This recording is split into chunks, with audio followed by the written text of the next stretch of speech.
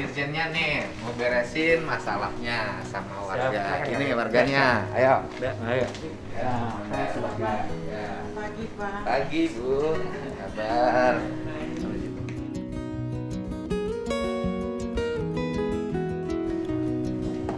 Baik, Assalamualaikum warahmatullahi wabarakatuh. Assalamualaikum warahmatullahi wabarakatuh. Selamat pagi, salam sejahtera bagi kita semua. Sampurasun. Sampai. Hatur nuhun Kang Dedi Mulyadi, Pak Ketua. Saya nyebutnya Pak Ketua dari Komisi 4.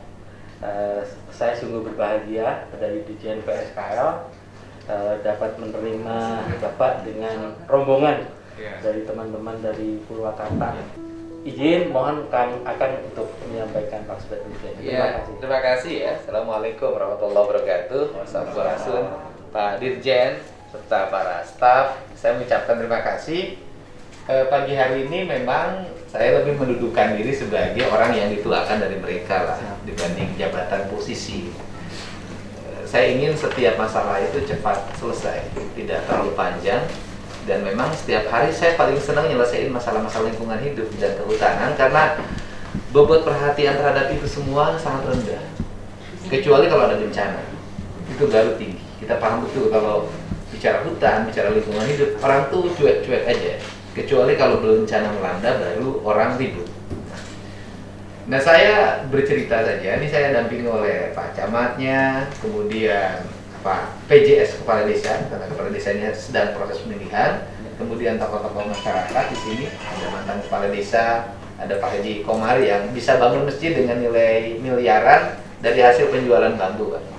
Teman-teman yang lain, intinya gini, saya tuh dapat pengaduan pas jam 4, saya kan biasa bangun jam 3, tentang adanya penebangan bambu di wilayah Desa Kutamana, Kecamatan Sukasari. Nah, kemudian saya belum percaya terhadap itu semua. Kemudian datanglah rombongan Pak Haji Komar dan kawan-kawan ke rumah saya menyampaikan keluhan karena bagi mereka kalau kehilangan bambu itu kehilangan mata pencaharian. Akhirnya kan saya turun ke lokasi, saya melihat faktanya memang ada penebangan bambu di area lereng bukit yang itu memiliki resiko yang sangat tinggi terhadap longsor. Terus yang kedua, kita paham betul di wilayah itu ada Danau Jatiluhur. Setelah itu di samping kiri kanannya itu kawasan industri. Sehingga bambu di situ dalam pandangan saya bukan hanya sekedar sebuah tanaman ekonomis, tetapi tanaman yang memiliki fungsi ekologis. Baik untuk menangkap gas beracun, partikel debu yang terbang karena pencemaran industri, memecah angin kencang, juga punya fungsi tentang itu, maupun juga memiliki fungsi untuk menahan akar tanah dari longsor, akar-akarnya mencengkeram dan menyimpan juga air. Apalagi saya termasuk pelanggan, Mbak. Saya pelanggan bambu di situ. Saya tuh udah nggak tahu berapa ratus juta saya beli bambu di situ untuk berbagai dekoratif taman. Bahkan saya hari ini lagi membuat rumah bambu dan masjid bambu, melibatkan para seniman dari Jogja. Nah, ini. Nah, kemudian saya lihat ada kebunnya Ki Adim yang jumlah luas garapannya 10 hektar, sudah 2 hektar sudah bersih. Nah, itu saya menjadi aneh, kok perhutanan sosial harusnya kan dipilih tanahnya yang kosong, yang datar, gitu loh, Pak. Yang tidak usah lagi tanaman produktif dibawa. Nah, maka saya bertemulah dengan Pak Agus. Waktu itu dalam pertemuan itu dan viral itu kan, Pak Agus mengaku sebagai tenaga pendamping. Pertanyaan saya itu satu aja. Setelah saya baca dokumen, ternyata Pak Agus itu direktur utama dari VTMSP ya. Setelah saya baca dokumen itu, Pak Agus itu direktur utama dari VTMSP, yaitu perusahaan yang melakukan nota kerjasama pengelolaan perhutanan sosial dengan LMDH dan dengan IPB dan dengan Perhutani. Pertanyaan saya cek data, saya takut benar apa salah. Betulkah Pak Agus itu mantan pejabat di sini?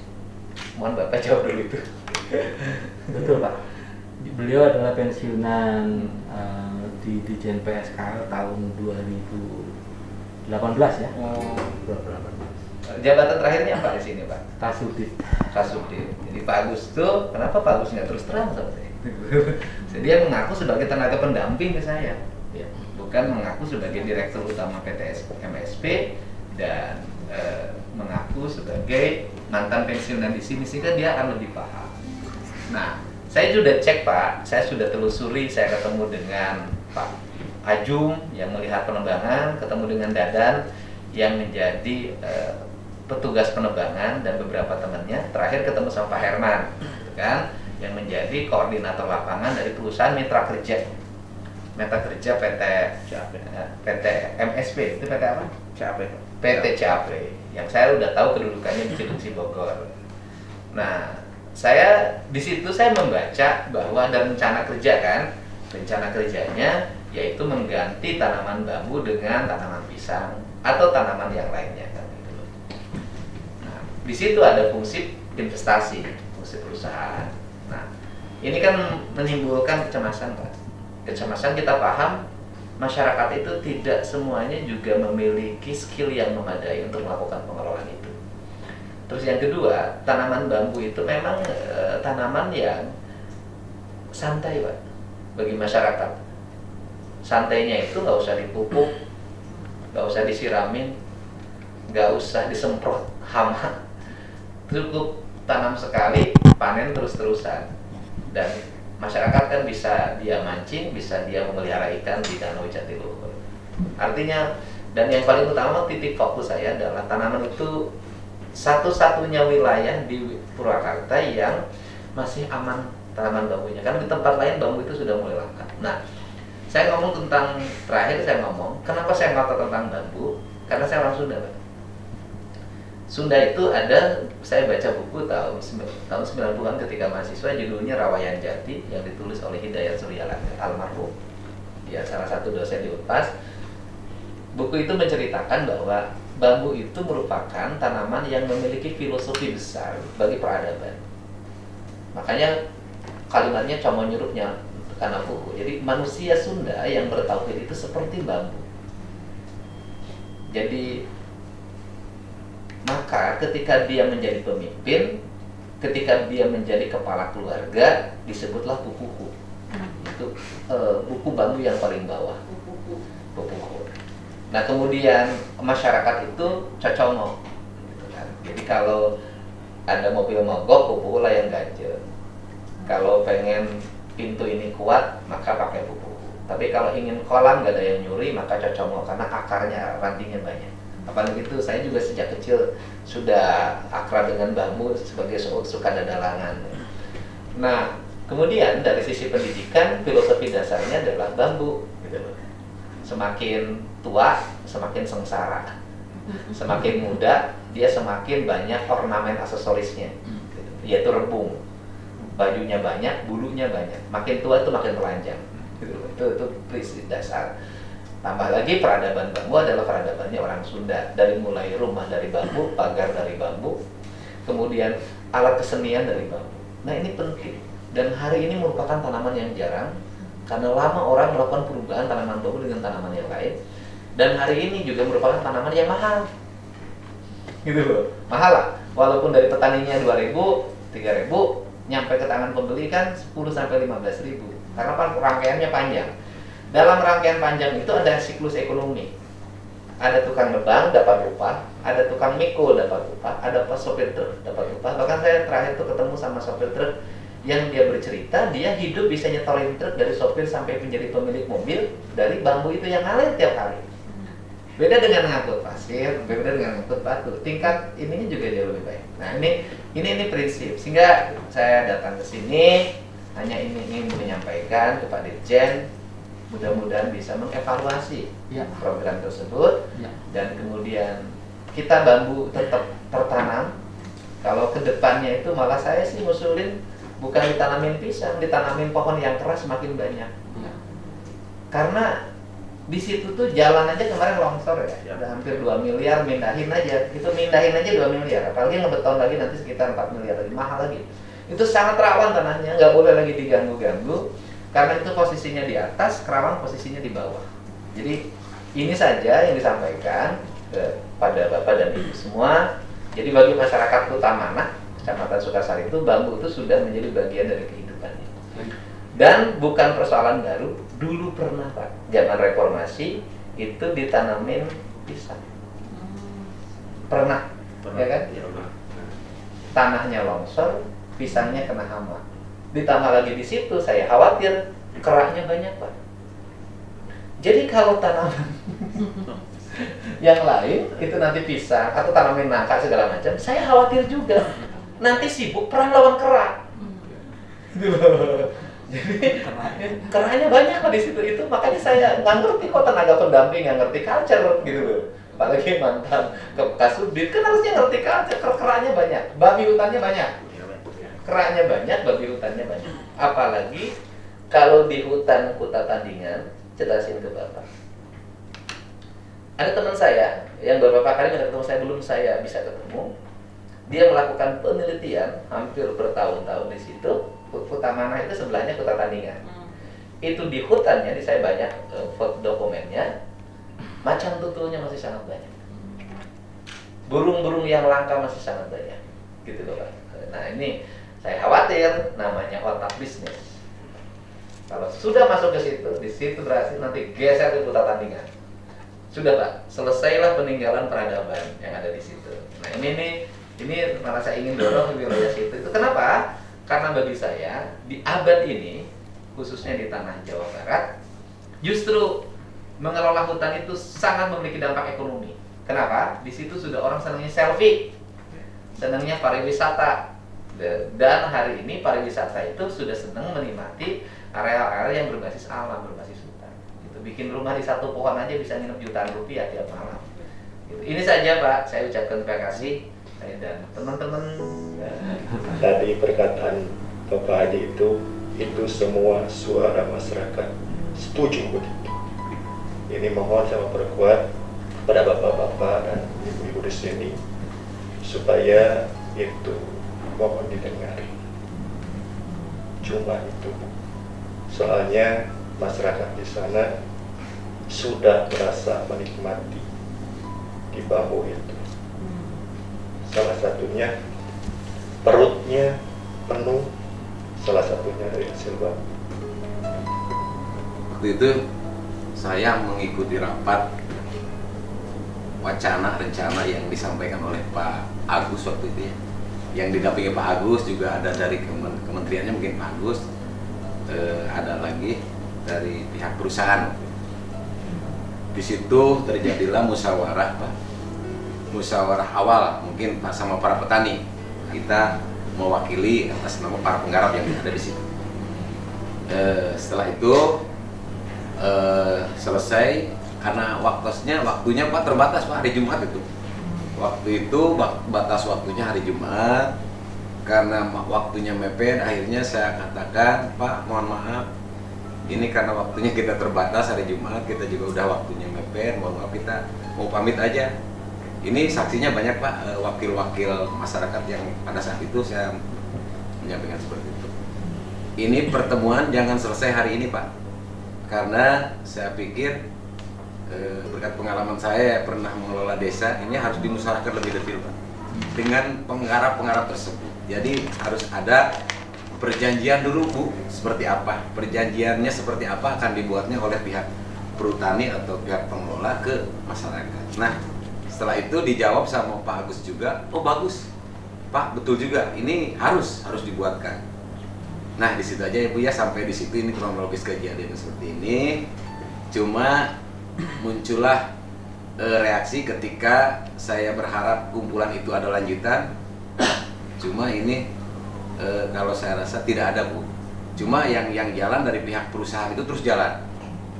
Yang disayangkan kita belum selesai dengan para penggarap, pihak perusahaan sudah jalan sendiri. Itulah kesannya yang menjadikan masyarakat bereaksi dan mengadu kepada wakil rakyat kami yang ada di Kabupaten Purwakarta. Itulah reaksi. Ini yang terjadi Pak. Kebetulan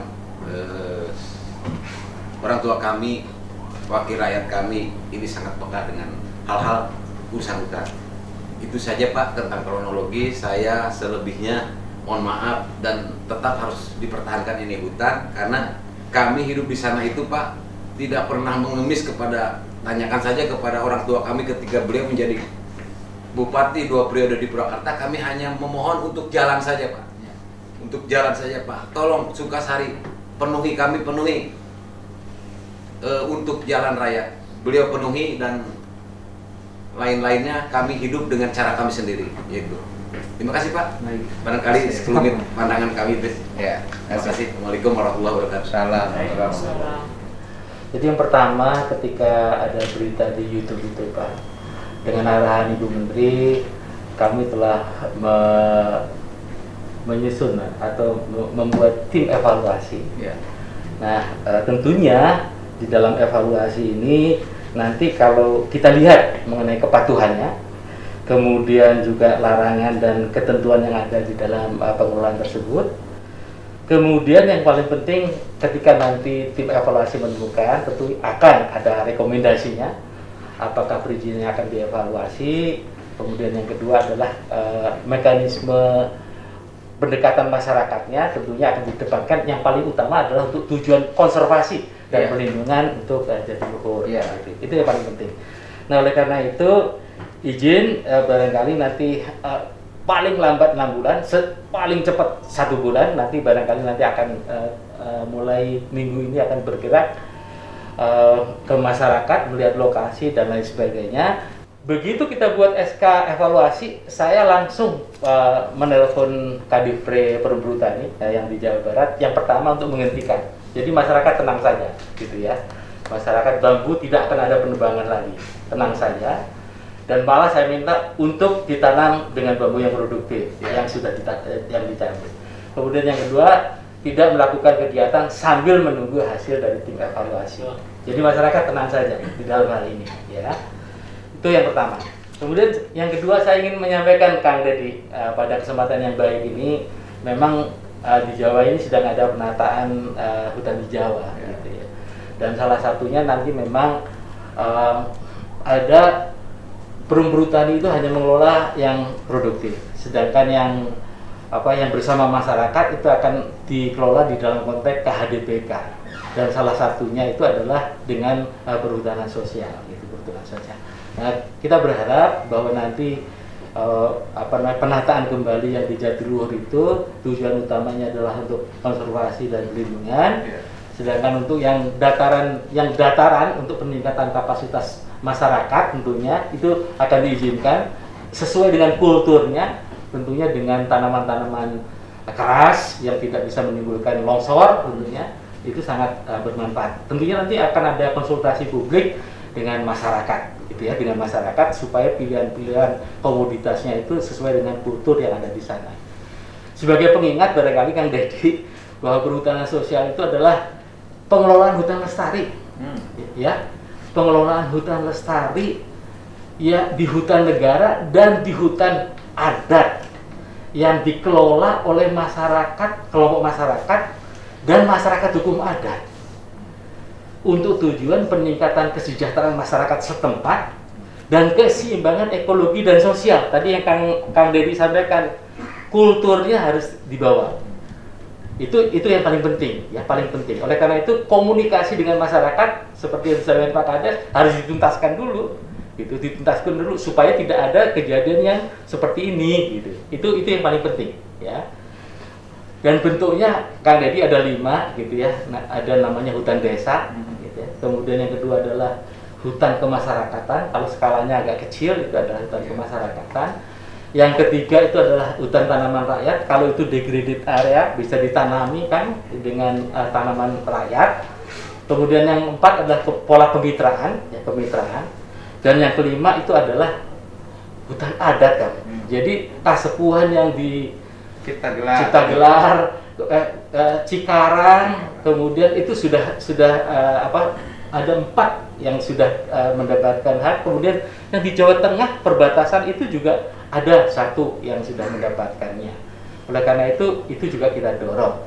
Itu prinsipnya. Kemudian dengan program pemerataan ekonomi, selain dikelola oleh masyarakat, memang betul kan bahwa masyarakat itu mendapatkan pendampingan dari pemerintah gitu ya, untuk meningkatkan kapasitasnya yang sesuai dengan sosiokultur tadi, kemudian juga untuk meningkatkan kesejahteraannya, kalau bisa pemilihan kulturnya itu yang punya pasar gitu, orientasi pasar. Jadi oleh karena itu memang kita menghubungkan dengan off-take-nya, dengan pembelinya, dan bahkan dimungkinkan kerjasama di dalam konteks pembinaan teknisnya. Dengan demikian kita berharap dengan program perhutanan sosial nanti penataannya tentu dengan program penataan nanti dengan arahan Pak Ketua tentunya, kalau saya menyebutnya Pak Ketua dan juga saya nggak bisa berubah tokoh gitu, Pak Ketua aja, saya udah menyebutnya dari awal Pak Ketua, nggak apa-apa, izin ya Pak Kang Deddy ya, gitu ya. Nanti dengan arahan nanti penataannya kita akan lanjutkan ke depan. Jadi masyarakat tenang saja ya, sekarang kita sedang evaluasi dan saya sudah meminta ke Kadifri untuk menghentikan gitu, semua kegiatan yang ada di lapangan. Itu saja, terima kasih. Ya, sekedar mengingatkan Pak Dirjen. Yang pertama kita paham bahwa Kementerian Kehutanan itu kan tidak memiliki jaringan birokrasi yang cukup sampai pada ke tingkat desa. Pada tingkat aspek normatif memang seperti itu. Tapi kita tahu bahwa pada tingkat aspek di lapangannya kita paham lah. Kalau bicara hutan, bicara tanah subur, penegakan hukum kita sangat lemah, Pak. Apalagi kalau berhadapan dengan pihak-pihak yang memiliki kompetensi kekuasaan yang besar. Seringkali kan Kementerian Lingkungan dan Kehutanan juga berhadapan dengan tembok yang sangat tebal. Kita paham lah itu semua. Karena perangkat dukungan untuk menyelesaikan berbagai persoalan lingkungan hidup dan kehutanan ini berhadapan dengan pemangku kepentingan yang begitu banyak. Khawatir kita, makanya saya berulang-ulang pertimbangan ekonomi tidak boleh menghilangkan pertimbangan konservasi. Bisa jadi pada perjanjian yang ditandatangannya garisnya itu, tetapi bisa jadi fakta di lapangannya sudah berubah karena perhatian Bapak sudah geser ke tempat lain gitu. Ini yang saya ingetin. Kenapa? Karena bagi saya ini ingin saya ingetin bahwa orang Jawa Barat itu selalu peradabannya peradaban sungai. Makanya nama kampungnya Cai. Dari mulai dua hal yang penting di Jawa Barat itu. Kalau cukup namanya Cimahi, kalau kurang namanya Cisaat. Itu dua-duanya ada. Nah, aliran sungai-sungai itu kan muaranya di hutan. Sehingga selalu terjadi dua hal kan. Kalau musim kemarau kering, kalau musim hujan banjir. Nah, itu. Nah, terakhir saya juga ngomong kultur orang Sunda, Pak. Siap. Jadi orang Sunda itu memang nyantai Pak hidupnya, Pak. Jadi kalau dikasih program pekerjaan yang terlalu rumit, ujungnya Bapak bisa lihat deh. Di seluruh daerah agrobisnis yang tadinya pengelola lahan itu berubah jadi buruh, Pak. Kenapa? Dia tak sanggup modal lagi nanam tomat, tak sanggup lagi beli pupuk, tak sanggup lagi biaya pemeliharaan. Kalau tak sanggup lagi, akhirnya sudahlah dikelola sama yang punya duit. Akhirnya dia kerjanya menjadi buruh, gitu loh. Jadi buruh mikul. Nah ini saya yakin deh di daerah yang sudah dikasih konsensi perhutanan sosial yang 2 hektaran itu ketika kulturnya nggak bisa berubah diri, anak-anaknya nggak bisa berubah, itu konsensinya pasti hak garapnya dikasihin orang, kebun bambu aja hak garapnya dikasihin orang kok. Karena nyantai Pak orang Sunda itu. Jadi nanam bambu panen setahun sekali di area ini. Nanti bulan ini area ini. Nah, habis nanam bambu nanti dia panen kelapa. Jadi nyantai. Habis panen kelapa nanti dia panen jengjing, sengon, ya kan? Habis panen jengjing dia nanti ada panen huma. Nah, habis panen huma nanti dia ada tuh panen kolam. Nah, habis itu melihara sapi juga. Kalau dikasih sapi perah kayak gitu orang Sukasari mau bisa tak? Nah, kenapa? Karena capek harus nyabit rumputnya. Jadi bagaimana fungsi ininya, fungsi peternakannya dilepas Pak orang situ mah. Abur Pak. Jadi karena dia ngurus yang lain ke kebun gitu, ya sapinya dilepasin pakai GPS. Tapi GPS-nya bukan yang teknologi versinya KLHK. Kolotak. Itu GPS-nya Pak. Kolonang. Nah itu memang jumlah sapinya banyak. Di Parung Banteng itu ribuan Pak. Tapi memang sapi lepas, jadi masuk hutan, nanti balik lagi sore. Jadi memang hidupnya nyantai Pak. Jadi kalau denger yang terlalu rumit, mereka nggak sanggup. Jadi memang nges da cenah kieu ge bisa nyanyi mah halus. Nanti nu awi ge bisa nyandung cenah. Jadi ini cerita aja, cerita sehingga kenapa konservasi sangat sangat kuat dengan masyarakat adat karena masyarakat itu rileks, Pak. Jadi kalau saya cerita lah, orang Jakarta hari ini Pak Jokowi pakai pakaian adat Baduy, ya kan? Jadi ada orang Jakarta datang ketemu orang Baduy, Pak. Terus orang Baduy itu jam 10 itu udah santai, Pak, duduk sampai merokok tembakau. Kata orang Jakarta begini, kenapa Bapak nggak kerja keras? Kenapa nggak ningkatin produksi tanami sehingga tidak terlalu santai begini, sehingga menjadi produksi ekonomi. Kata orang Baduy dia begini, ari kerja keras produksi ekonomi itu jeung naon supaya hidupnya bahagia sejahtera. Di kula mah geus bahagia cicing di dieu jam 10 kula mah bisa udur. Berarti kula mah bahagia. Di dinya apluk-aplukan datang ka dieu jam 10 capek-capek kudu gawe keneh, berarti di dinya mah butuh wae ngal poe. Ini adat, Pak. Sehingga kan saya selalu ngasih rangkaian dalam pikiran orang desa itu, orang adat itu semuanya jangan sekali-kali dimasukin pikiran ekonomi dalam pikirannya. Begitu pikiran ekonominya masuk, Pak, hutan habis. Justru hutan terpelihara karena pikiran mereka tidak ekonomi. Pikiran mereka adalah ketenangan hidup, umur panjang, gitu kan? Gitu kan? Asalnya orang Sunda mah tuh tepira tuh reaketan buncir leuit loba duit. Nah itu prinsip dasar. Di pipir aya si Jabrik, artinya di samping rumahnya dia punya kambing, ya kan si Jabrik. Di kolong aya si Jamrok, dia punya bebadot, ya kan? Nah Paramo aya si Jago, dia punya ayam. Sederhana. Nggak terlalu rumit. Nah itu ciri khas orang Sunda. Jadi orang hutan mah biarkan suruh santai, nungguan awi setahun sekali, gitu kan? Ngalah nangka setahun sekali, ngalah kalapa setahun sekali. Jangan dirasukin pikiran ekonomi yang terlalu jelimet, ujung-ujungnya hutang banknya nggak kebayar, Pak. Terima kasih, Pak. Atur nun Kang Dedi untuk pengingatnya. Lama gitu ya, Pak. Terus tinggal begitu, Pak. Oh, makan. Siap. Terima kasih. Ayo, makan.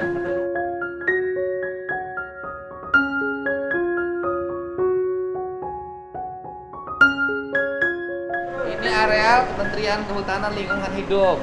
Ini sejarah nih tahun 70-an. 78 ya? 78. Coba lihat tuh. Wah, gak ada yang punya tuh, lihat. Pohonnya gede-gede, keren-keren. Oh, kan anginnya juga beda.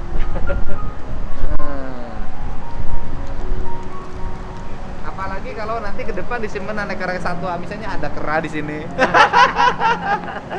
Pak, mari Pak. Mohon ya. Nuhun, Kang. Mohon. Ya, Ayo, Pak.